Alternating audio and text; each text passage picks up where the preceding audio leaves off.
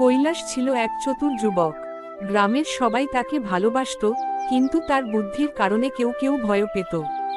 সে কখনোই কোনো কাজের কঠিন পথে হাঁটত না, বরং বুদ্ধি খাটিয়ে সহজ উপায়ে কাজ হাসিল করত। একদিন সে জঙ্গলের পাশ দিয়ে যাচ্ছিল, তখনই এক ভয়ঙ্কর বাঘ তার সামনে এসে দাঁড়াল। কৈলাস বুঝল দৌড়ালে কোনো লাভ নেই, তাই সে শান্ত গলায় বলল, বাঘ মামা, তুমি যদি আমাকে খেয়ে ফেলে তাহলে বড় ভুল করবে। বাঘ অবাক হয়ে বলল, তোর মতো হাড্ডিসার লোককে খেয়ে আমার কি লাভ? কৈলাস স্মার্টলি উত্তর দিল, আমি রাজা রুদ্রনারায়ণের গুপ্তচর।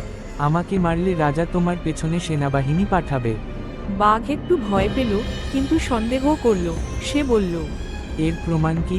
কৈলাস দ্রুত বলল, রাজা আমাকে বিশেষ দায়িত্বে পাঠিয়েছেন তোমার মতো বুদ্ধিমান বাঘকে ধরার জন্য। কিন্তু আমি দেখছি তুমি সত্যিই খুব চালাক। রাজা যদি জানতে পারেন তুমি এত বুদ্ধিমান, তাহলে নিশ্চয়ই তোমাকে রাজসভায় নিয়ে যাবেন। বাঘ গর্বিত হয়ে বলল, তাহলে আমাকে রাজসভায় নিয়ে চলো। কৈলাস বলল, তাই হবে, তবে তোমাকে চোখ বন্ধ করে আমার কাঁধে চড়তে হবে। বাঘ রাজি হল। কৈলাস সুযোগ বুঝে এক গাছের নিচে গিয়ে বলল, রাজা আসছেন, তুমি চুপচাপ থাকো। যেই বাঘ চোখ বন্ধ করল, কৈলাস দৌড়ে পালালো। বাঘ যখন বুঝতে পারল, তখন সব শেষ। এইভাবেই কৈলাস বুদ্ধি খাটিয়ে বাঘের হাত থেকে বেঁচে গেল। বাঘ যখন বুঝতে পারল যে কৈলাস তাকে ধোঁকা দিয়েছে, তখন সে রাগে গর্জন করতে লাগল। কিন্তু কিছু করার ছিল না, কৈলাস তো তখন অনেক দূরে। কিন্তু বাঘ হাল ছাড়ল না। সে ভাবল, এই ছেলেটা আমাকে বোকা বানিয়ে পালিয়েছে, কিন্তু আমি ওকে ছাড়ব না। পরের বার ওকে দেখলেই গিলে ফেলব। এদিকে কৈলাস নিশ্চিন্ত মনে গ্রামে ফিরে এলো। সে ভাবল, বাঘটা যদি সত্যিই বুদ্ধিমান হতো, তাহলে তো আমার কথায় এত সহজে ভুলতো না। সে গ্রামের সবাইকে গল্পটা শোনালো, আর সবাই হেসে উঠল।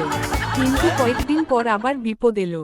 কৈলাস একদিন জঙ্গলের পাশ দিয়ে যাচ্ছিল, হঠাৎ গাছের আড়াল থেকে সেই বাঘ লাফিয়ে এসে তার সামনে দাঁড়ালো। বাঘ গর্জন করে বলল, এইবার তোকে আমি খাবো। কৈলাস দ্রুত মাথা খাটিয়ে বলল, আরে বাঘ মামা, তুমি আবার ভুল করলে।